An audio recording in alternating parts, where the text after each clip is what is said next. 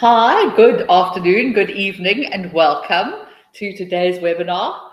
My name's Lisa. I'm from South Africa, from a small town not far from Cape Town called Robertson. I've been teaching learners from all ages for quite a few years and from all over the world. Today's topic is all about young learners, which is it's great fun.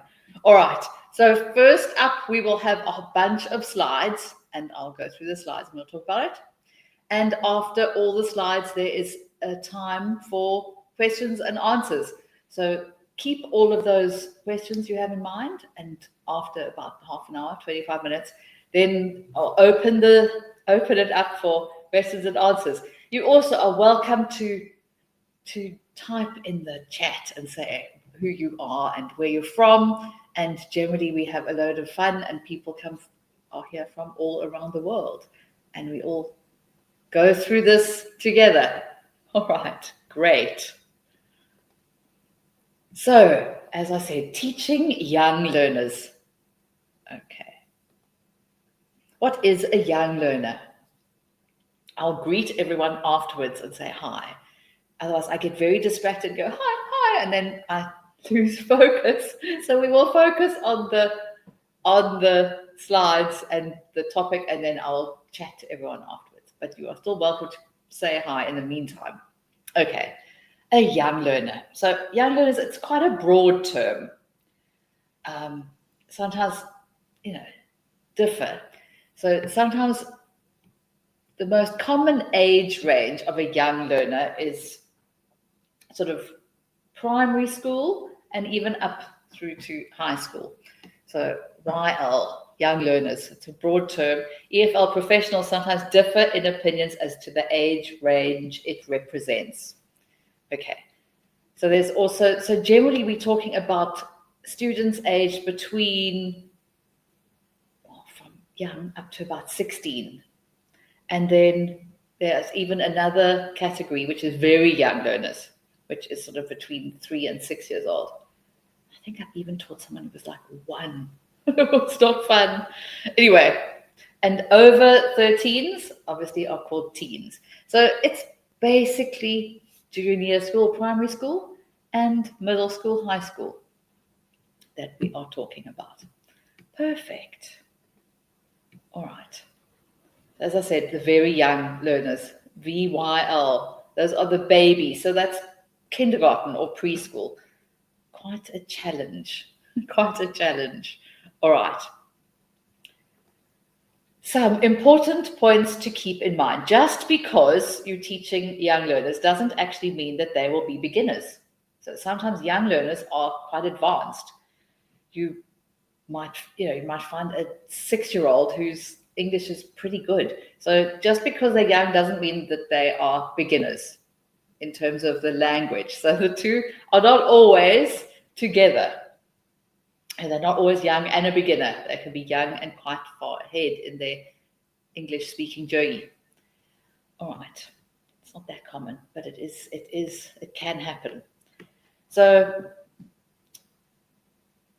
young learners often learn through play and songs and other exposure rather than formal learning.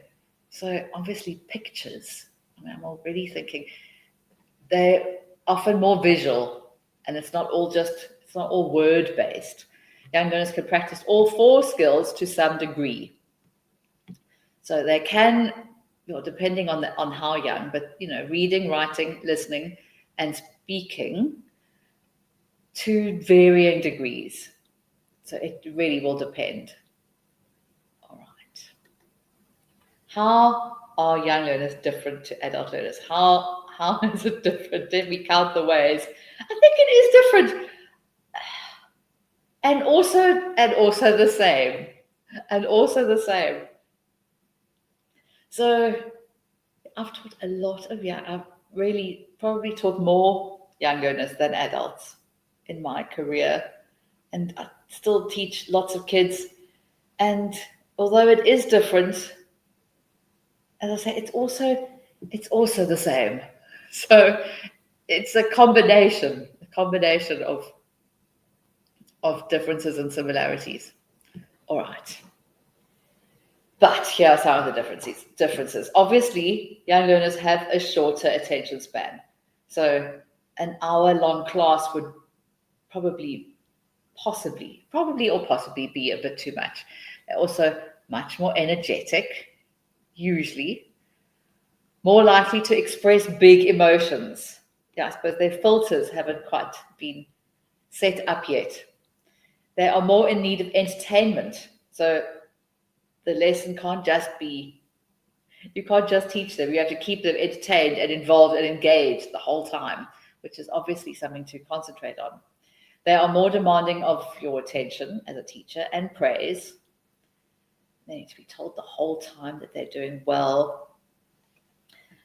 And they can be less self-motivated. That they perhaps didn't decide to learn English on their own volition. They've been told, perhaps, that they have to learn English. So sometimes they can be less motivated and could be more reward-driven. So I'm just thinking where you put up those little emojis with the little thumbs and the little things that explode, that kind of thing, for instance. All right. So those are some of the things. Then we're looking at discipline. So this is if you're teaching if you're teaching online, that's one thing, and discipline. If you're teaching in a classroom full of children, that's another very important thing. So new teachers typically fear the most how do you keep control of your whole classroom full of young, lively students? You've got, I don't know, hopefully 12, maybe 25, maybe 30. So depending on the number, that could be terrifying. So one of the things to do, establish the rules of the classroom very early on. Like if you have a classroom contract that the kids know, this is how we work, this is the behavior that is expected. I'm not a good person yet, those often forget. And I've paid the price. But, in fact, if you don't set up a classroom contract right at the beginning, it's very easy to let things get out of hand. So you don't have to be strict and serious, but you do just need to be firm. I say that and thinking I must heed my own advice. So you need to know that you are still in charge, because often the students don't believe that. All right. So just be firm. Okay. Keeping their attention. Variety is key. Keep tasks short and sweet. So, again, as I said, an hour-long lesson of just the same thing for an hour, you're going to lose all the focus. You will battle to keep everyone's focus. All right, just going back, I just see in my notes that there are extra things to talk about the contract and the rules and the discipline. This is an important part. I was skipping through it, you see, as I do in real life. Okay. So, classroom contract, again, a great way of setting expectations, how you explain the process to the students. You can even get the students to help you set up the contract so that you work on it and agree on it together, which is a good thing. It's vital that you are consistent and fair. So young students will take it very seriously, the contract. It's like, those are the rules. Remember, if you say something like, not that this is a good idea. You say, if you do that, you'll get a mark in the black book, that kind of thing. That could be students sometimes take that very seriously. So be careful of threats as well. It isn't even here in my notes, but just be careful, because sometimes that is terrifying for students. But try to focus more on the good behavior than the bad. Recognizing and praising favorable behavior will motivate your students to keep it up.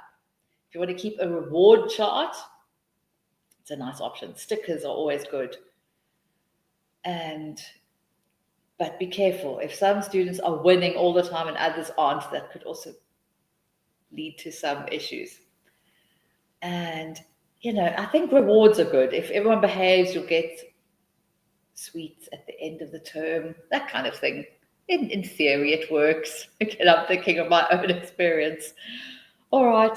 Chat also, if you need to apply some consequences to rule breakers of the class, make sure that you are clear about the rules of the whole school. So like your class, the rules need to be the same as the rules in the whole school. So make sure that you understand that and that you know what the rules are. Chat to your director of studies and see what the typical consequences are. So if one child is particularly bad, you need to know what you can do with that particularly bad student. And don't make empty threats. Say, you will be kicked out of the class and you never can come back again. That might not be the case at all. So find out what the rules are before you use threats or even rewards. Can you give lines? Do the parents get involved? And never threaten something that you can't go through with. So make sure that what you say is the truth, because they will call you out on it as well. So just make sure about that. Okay, we'll go back to keeping attention. Okay. So lots of games, lots of quizzes, purposeful games. Often you think, oh, that's a fun game, but it actually has nothing to do with language, has nothing to do with a target language. So purposeful games. There are so many nowadays, and they're so easily, you can get hold of them so easily. Like just any idea, just for instance, any grammar point that you need to teach. You can get spinners, you can get quizzes, you can do online things. There are so many different things you can do for online and in the class. So use the young learners' natural imagination, creativity, miming, drawing, singing, chants, etc. So bring out your box of tools. Songs are fun. Acting things out is fun. Dancing songs. That's a great thing. Drawing things, stories, all the fun stuff, actually. That's why teaching kids is so much fun, because all of the fun stuff is part of a lesson. All of the creative stuff is you can use more frequently in a class of young learners than for adults, for instance. So obviously long labor-intensive tasks like writing letters and reading long texts might be better off for homework. So if there is a whole bunch of reading or writing that is not as much fun, especially in a big class scenario, that is the kind of thing that the kids could do for homework instead of trying to get 20 children to all sit and fill in 3 worksheets quietly for half an hour. Sitting for long periods of time in silence is not something that children are particularly good at. So you can prepare for the task in class, so you can do all the presentation part, obviously, in class that you are teaching, the grammar or whatever the case may be. Set it all up and then send them home with homework, that they're not doing the boring part in class. It's not necessarily boring, but they can do the bulk of the work at home. All right. So let's look at some, okay, we're still on the same thing. Okay, quiet. So change the task dynamic often. This is another great point. Sitting, standing, moving in pairs, groups, etc. That's a great thing. So even if you start like a warmer can be a warm up.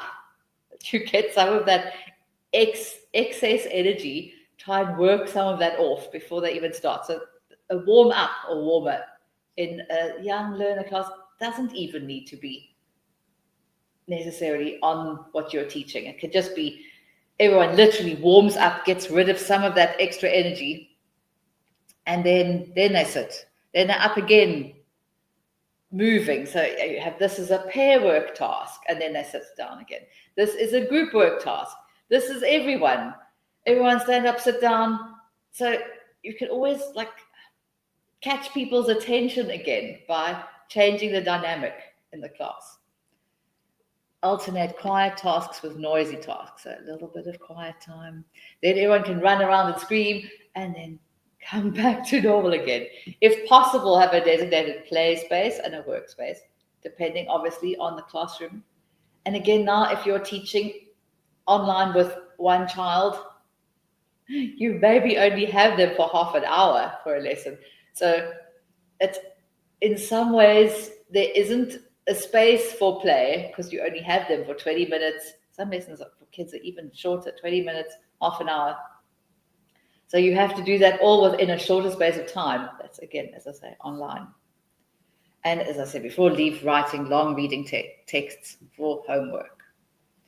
All right, some extra material. Okay. So visuals whenever possible.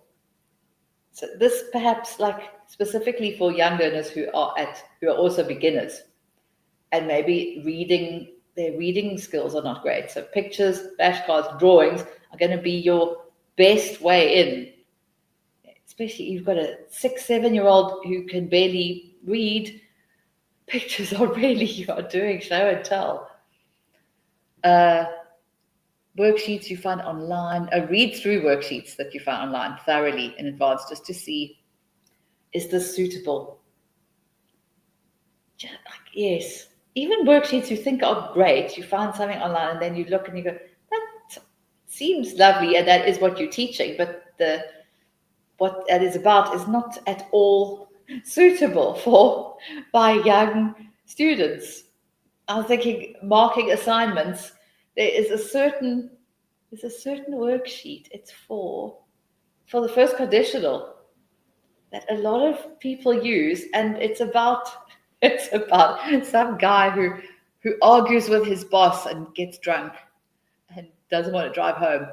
Not actually suitable for young teens, for instance. The grammar is fine. The grammar is at the perfect level, but the subject matter of that worksheet is just, I don't know. I think, oh my word, that's not for those kids.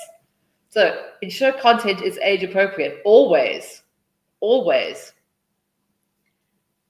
Really take a moment. You see a worksheet for your assignment or for teaching and just think about it. Would you like your child or cousin or niece or nephew or one of your students to be reading through that? Okay. Keep images and the font appealing and colorful for kids. Is it easy to read? Is it fun? Is it bright? Okay.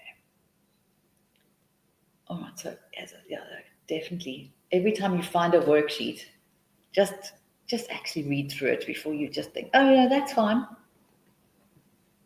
Use realia, such a funny word, as much as you can. So those are actual things. So props, really, and costumes even. So household objects, food, clothes, etc. That's fun. You're pretending you're doing something and you are the wizard who has come to class to tell them something. Or everyone, or anything. You can always bring stuff. I do think it's such fun. If there's something that you can actually see, if you're teaching vocabulary, picture's fine, but if you have a whole bunch of things, it's fun. Food, you could set up a supermarket kind of game in a class. Clothes, there is nothing that children like more than dressing up. In the world, all children love to dress up. And probably if you're doing any role play kind of activity, if there are hats or masks or scarves or anything, the most fun. Because to keep everyone focused on the actual work, if they're dressed up, is another thing. Videos and songs are great. Always have extra activities as a backup. So you always have a few spare worksheets. But also maybe one you think, oh, that's fine, there are 10 questions, and then actually it ends up being a bit easy. So always have extra stuff. Have a bag of tricks. Always. Even this is for grown-ups as well. Always have a bag of tricks. Always have some extra stuff. And then this one I thought was such a fun idea. A mystery hat, like the sorting hat, or a mystery box with stuff in it. So you could have things in there like 5 new pieces of vocabulary or phrases are written on pieces of paper and added. You add them into the hat or the box at the end of the class, and then you can take them out another time. Whenever you have 5 minutes to spare, students could take turns pulling out a piece of paper, describing the word for their classmates to guess. That's a fun game. Alternatively, you could turn it into a game of charades, Pictionary, 30 seconds, all those kind of games are also fun. Great for revising vocabulary. So use all of those fun games as well. Older kids is even that great game. After you then learning gibberish words. That one where you make up definitions for words. Boulder Dash, a fun game. But those old-fashioned board games, sort of adapted, can be great games for kids. All right, lovely.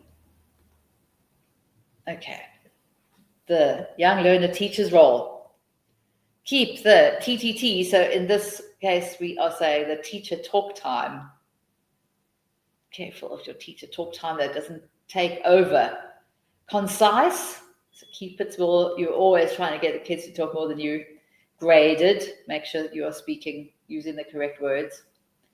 Be mindful of instructions and keep them simple. Break instructions down. If it's a whole game and a whole activity, make sure that it's in sections. You don't give like 5 instructions all at once. Give 1 instruction, give a second instruction, then check, then add another one. So don't give 5 and then expect the kids to understand them. Imagine if someone tells you instructions in a second language.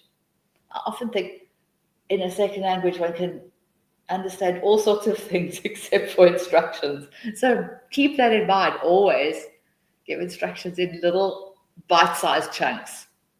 Use exaggerated gestures and body language. So again, this is where your inner performer can come out. So all things, whether it's, all the gestures that you can learn and that you can just work on, like things are shortened, and listen and speak and all of that kind of thing. Very, very useful. And keep calm and carry on. This is setting up that these are not all children you teach will be monstrous or problematic. Some will be delightful. And I speak from experience, so you get all sorts of students. So go through that. Gestures and body language to reinforce what you say. Smile, thumbs up. So use your hand, the past, the present, the future. Point your ear for listen. First, second. So all of those things, the more you get used to them. For the first time, you'll be like, then you get used to them. If you learn that kind of thing. If everything is going wrong and your classroom is starting to downward slide into chaos, don't panic. Just take a deep breath, gather yourself, then gather your students. Sit everyone down, wait for silence and start again. You always find your way back. You're the grown-up. Remember that you are still the grown-up. Maintain your composure at all times. Easier said than done, but it will come with practice. So also, don't lose it, because if you lose it, then everyone else will lose it. So always deep breath in, everyone, deep breath out. All right, that's pretty much all of the slides. Oh no, there are a few. I was thinking, I knew there were not that many. Okay, so this is some more excellent. Be flexible. So also, that's great advice. So if you have a task, you think this is going to be excellent, and then it's like falls like a lead balloon. It's like, okay, fine, we leave that one. So leave it alone. If you have if the exercise doesn't work, it's fine. Move on. Cut a task short, move on to the next one. The learners will follow your lead, so be upbeat. And very important, have patience. Often you think they might be wanting to answer, but it's taking an extra moment. So always be patient. Give if you're waiting for an answer, wait another beat for it. Don't just think, okay, they don't know. Just wait. Have patience and then some more patience. And enjoy yourself.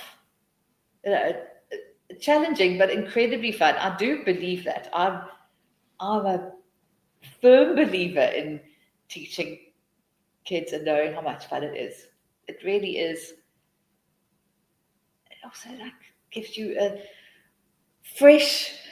there's a freshness to teaching children that's just uplifting and joyful. I do enjoy it immensely. Okay, very nice. Okay. I didn't actually rush through that, but there are not as many slides for this. So there is plenty time for Q&A, which is great. Now I will also greet people. So hi, good to see people here from, let's go over here for the Q&A. From the US, from Finland, hi. From Niagara Falls, Canada, hi. From Zimbabwe, currently living in Serbia. Oh my goodness, that's excellent. Hi from South Africa, from UAE and Brazil. So we have, how many continents have we got here? I like to always count continents. We have Africa, we have America, South America and North America. We have Europe and UAE. Very nice. So great. So we have half an hour and 3 minutes. We have 33 whole minutes that I will try and answer any questions you may have about teaching young learners. And you're also welcome to give advice in the chat over here. If you have taught young learners and you know something, oh, that worked so well, you're also welcome to share that and ask any questions. And I'll do my best to answer them. About teaching online, teaching in classrooms, teaching in a different country, teaching in your country.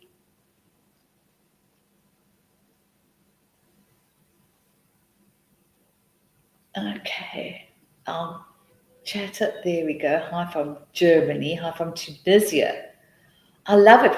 There's so many people from all around the world. And what questions do you have? I've done similar. I had another one of this that we ended up talking about discipline for an awful long time, which was very interesting. But then also we can chat about different activities that you could do, activities that do work, kind of things you like to do in class, kind of things that work incredibly well. All right. Okay, here. Kruger, thank you. This is an excellent question. Thank you. I'm currently taking the TEFL Level 5 course. I have some experience teaching in person, but not online. How different is it teaching online?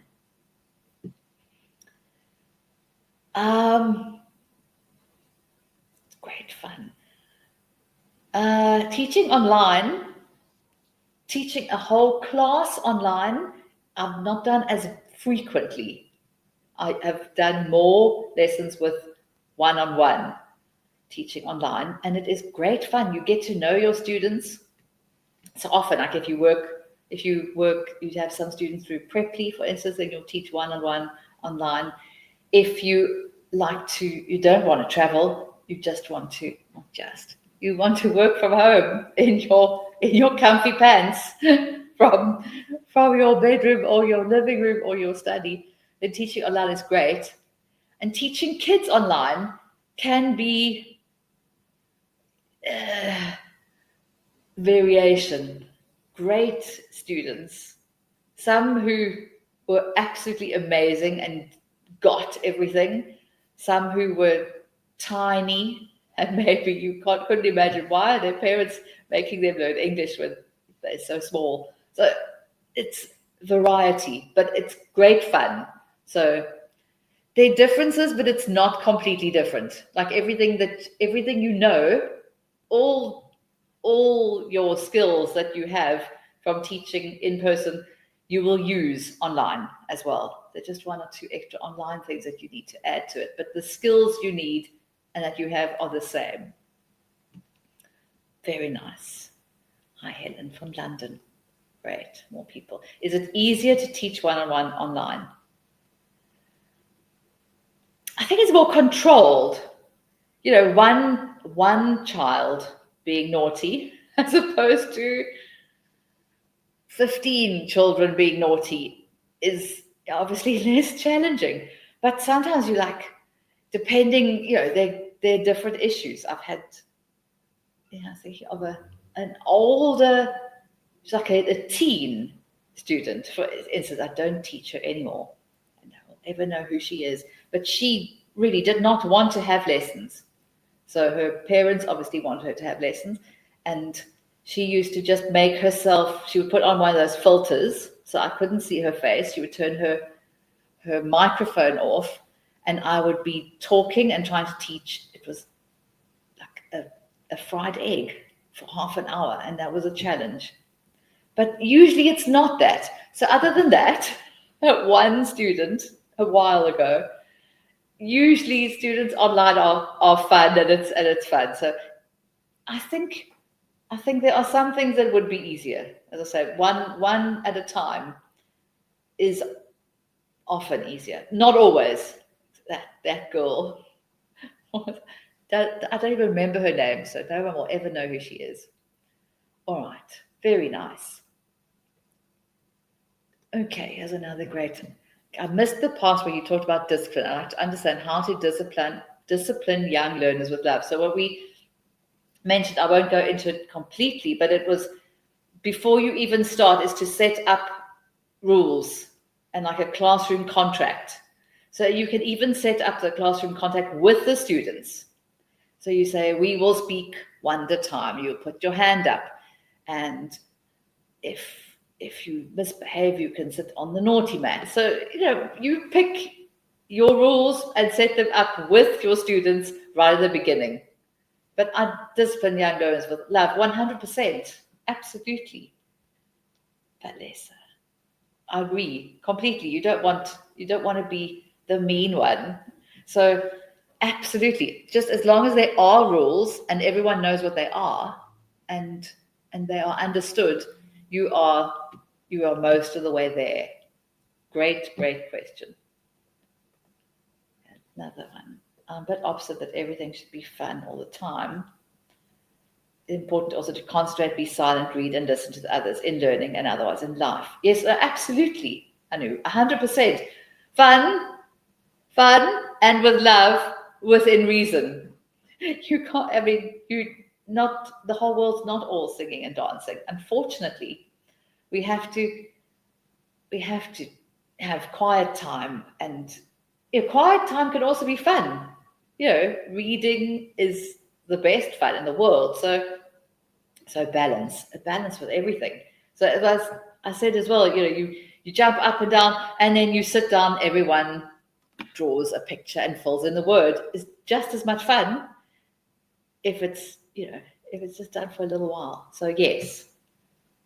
So not everything can be fun all the time. It must be time for concentration and silence and reading and listening. Reading and listening is also fun though. So, okay, very nice. Thank you. Great question. Online learning is more suited to children of a certain age or ability level. Interesting question. Yes and no. I mean, it depends. I had one little student, she was about 4 or 5, and tiny. She couldn't read yet. She was too little, and she just loved it. And she was so excited every time she had a lesson. And I wasn't sure what she really learned. I sort of think with very young learners, they might learn through osmosis more than like what you're trying to teach them. And there were whole lessons, there was snow, and she's going, no man, and she loved it so much. And every week she would be so thrilled to see me and the most delightful child in the world. And she just loved it. And I'm sure she did learn some stuff, even though she was so tiny and little. And as I say, didn't even know how to read yet. So it so depends. And then another student who was incredibly advanced, he was about 6 or 7, but fluent, and also loved the classes and would, he had a book and then slides, and he would compare the book and the slides, and young kid, but also loved it. And then, some teens who sort of vaguely into it, and some teens who lovely. So it so depends. It so depends. And some teens at a low level, but they enjoy it. So isn't a blanket answer for that. You'll come across, every student is different. The ones I remember are the lovely ones, or the really horrible ones. But there's so many differences. I think generally the very young learners, the kindergarten age, is harder.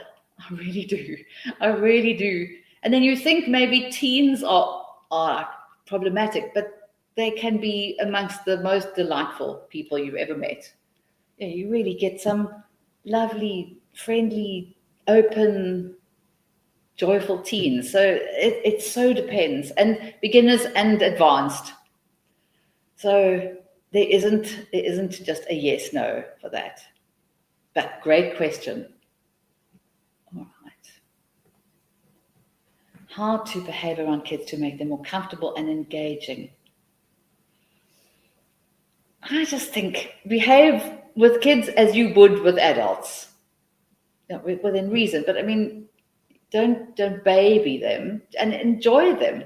Just, if you are honest and open and fair in a class, then they will be honest and open and fair with you, and enjoy them,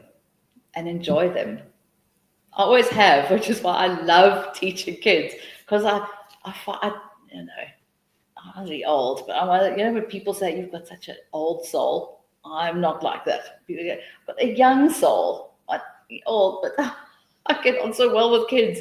I find them fun, and I love to hear their opinions and their thoughts about stuff. So I think if you just are open to it, then they will be comfortable and engaged and engaging. Very nice question. Thank you. Is emotional intelligence crucial for who, the teacher or the students? I'm joking. I mean, yes and no. Yes and no. You're going to have varying degrees of students with a lot of emotional intelligence and not as much emotional intelligence. So again, there will be a variety. Variety is the spice of life, and teaching kids in classrooms or online. There's so many different kinds. Obviously, if there is emotional intelligence within a class scenario, that would be great. If you've got a bunch of crazy kids, you'll be looking for it. You'll be looking for it and trying to encourage that. You'll try and encourage emotional intelligence and kindness and calmness. So that is something to be encouraged and worked on. But if it's not there, you're going to probably still have to battle through. Even you've got a bunch of kids and they're just like, you still have to find your way. I don't know of a bunch of kids like that, but you might have a bunch where you have to just work through it step by step. Interesting question. Okay, back to... Yes, back, Anu, thank you. So yes, it is also important. Thank you. The fun and the quiet, more serious time. Absolutely. There's a balance, as I said in the beginning, a bit of the dynamic up and down. So some is calm, some is quick, some is slow. Always find a balance, and always a bit of each. Great. Do adults learn faster than children? or is it more difficult to teach adults who already have formed opinions? I think children actually learn faster than adults, depending how open they are. But kids, I mean, obviously, like you think of children learning their mother tongue, they don't even know that they're learning that. And if kids start learning a second language early, what I have found is that they have fewer filters, so they are less scared, often, not always, to speak and try. Adults often will prejudge themselves. They will not be as open to speak freely. I think kids will speak, they don't worry, they won't necessarily think, do I know the grammar? Is that the correct word? They don't judge themselves always. I say this as if it's a blanket statement, not just generally. Kids don't judge themselves quite as much when they're young. So they will give things a try. Sometimes adults will be scared to speak in case they make a mistake. Not always, again. Adults with formed opinions, yes. And adults, if you speak a second language, you think, I don't know, I'll get the grammar wrong. Oh, I don't know the word for that. So you might go. So as an adult speaking a second language, you often don't have the confidence that children sometimes do have, because they don't think it through. They just speak. Usually, generally, sometimes, not always. But great question. But I do think generally kids are quicker. Maybe like not complex grammar rules, but with just the language as a whole, I'd say kids are quicker. Although another kid now I'm thinking of, another student I'm thinking, that could take the rest of time till he is comfortable with it. So it really does depend. All right, lovely. What advice would you give to a new teacher who has never taught young learners before for our first ever class? Okay. Is that online or in a classroom? I suppose it would be quite similar. Be prepared. Be prepared.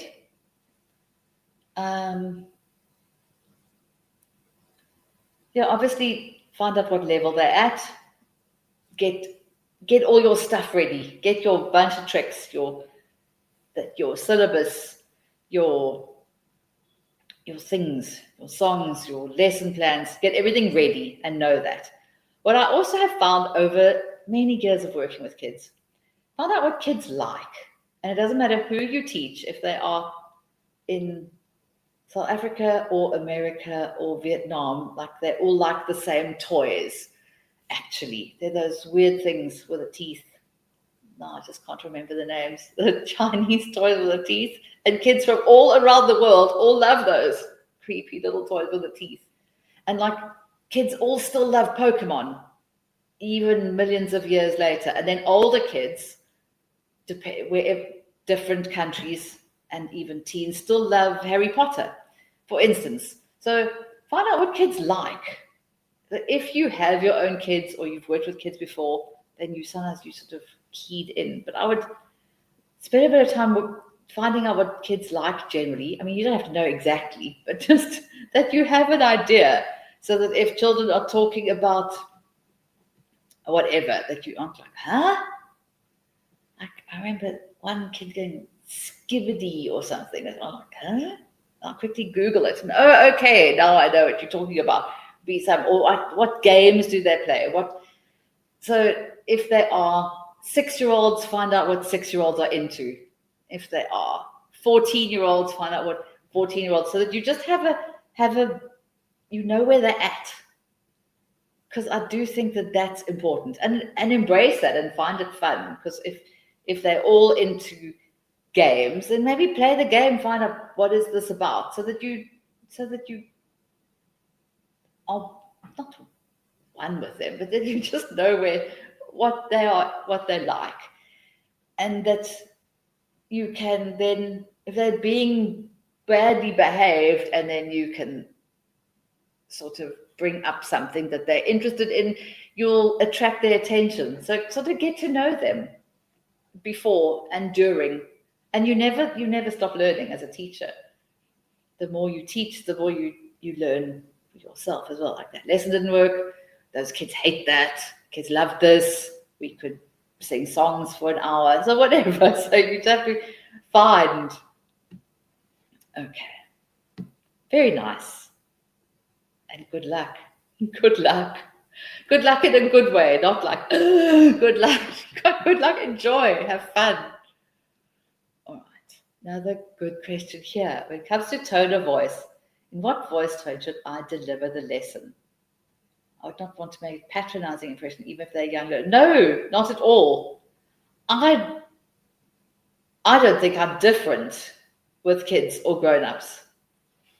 You know, perhaps I use some extra words if I speak to grown-ups, but I think they're just small people. They're not another breed of human. They're just littler and younger, but they're exactly the same. So I would just teach them, you know, with a normal tone of voice, in the normal tone, a little bit slower. Make sure you don't speak too fast. I think I talk too fast. That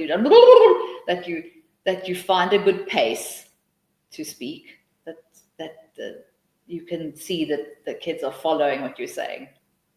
So find a decent pace, that you're not just, but a normal tone of voice. Nothing, you know, not hello children. That kids will be like, what? So just a regular tone of voice. A regular, like you're just chatting to normal small people. Think about when you were 6 or 12 or whatever, and think, which teachers did you like and why? Which ones you think you hated that one because they were always so strict, or you loved that one because they always read extra stories. So think about teachers that you related to and liked when you were a kid. And then try and just think about, you don't have to try and be them, but think, oh yeah, no, they were always so nice because they did whatever. But I haven't even thought about that. But that is good advice. That is good advice. Think about the teachers that you had that were good, and why did you like them? I still remember biology from standard 2, grade 4, because of a great teacher. He still said nictitating membrane. That's like 400 years ago, but I still remember it because she made everything so clear. Everything that she said was so clear, and she went through it so carefully, and that you remembered it forever. So whereas other teachers, we had another, I'm just talking about school teachers as a child, our history teacher was so boring that went on and on and on and on and on. Don't do that. So always make sure, and everyone understands things. If kids understand what they're learning as well, and it feels like it's useful to them, not just something that's boring that they'll never use, because kids know that. They know, this will be cool so I can watch a movie, or this will be cool so I can play a game, whatever, then they will want to learn it. If it's just like, then they won't be keen at all. Okay, good question.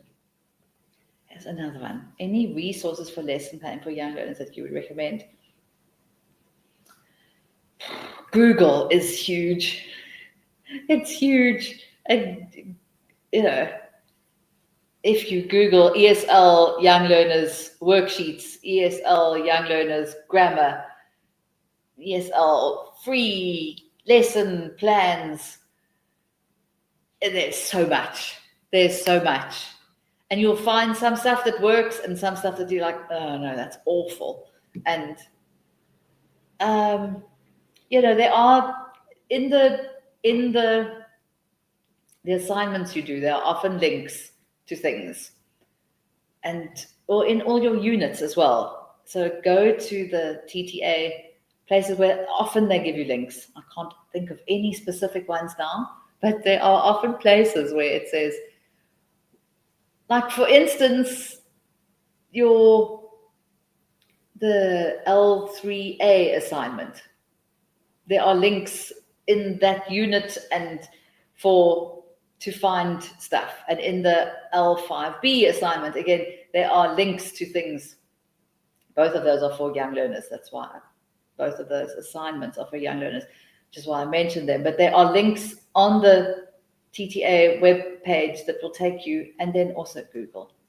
And you find one thing and it will take you to another place, and then you find a whole, lots. And some you can pay for, some are free. And then that, for instance, is another one, I think it's called Word Wall, where you can make, it's for online mainly, but I mean, you could put it on your computer and on a screen in a class as well. I think it's Word Wall, where you can make a spinner. So any words, any grammar or lesson plan you have. So say it's just a vocabulary class. Then you can make a spinner or you can make a quiz, and you can just make it. It's like so easy. You put all your words in it and you plonk it in, and there you've got a game online that you can make. So that's just a fun thing.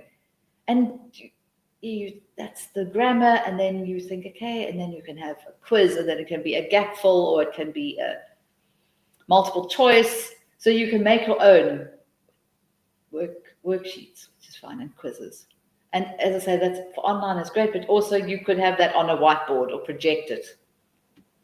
Okay, but really, I haven't got WordWall is the one, but just look on TTA.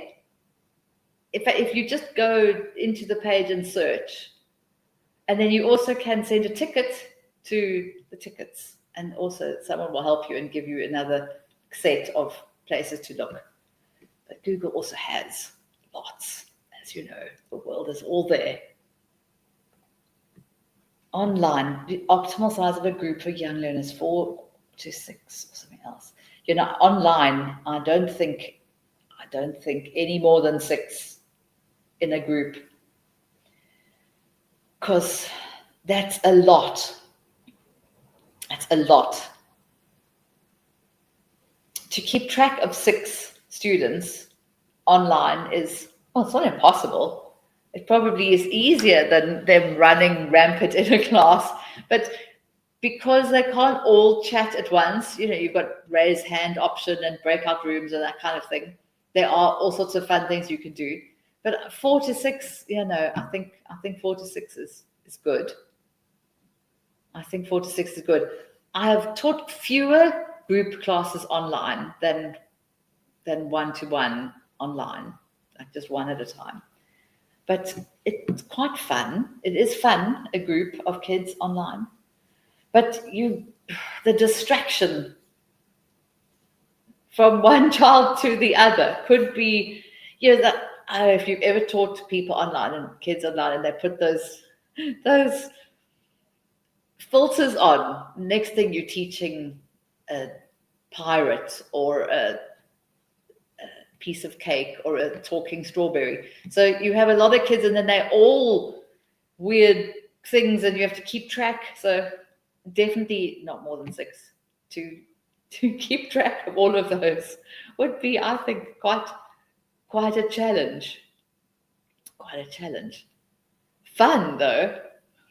Fun for you. Like, that's crazy. But I do think that 4 to 6 is a good amount. And I suppose that also depends how young. I mean, if they are 12, that would be perfectly fine. If they are 7, that could be mayhem. I speak from knowing the mayhem of small children, smaller kids in the groups. All right, great question as well. All right, thank you. Okay, well, that's been lots of fun questions. This really is such a fun topic. It isn't all fun, not all fun, but it is as topics go. This is really it's one close to my heart. In a few minutes, actually, I'll put it up for now. So long.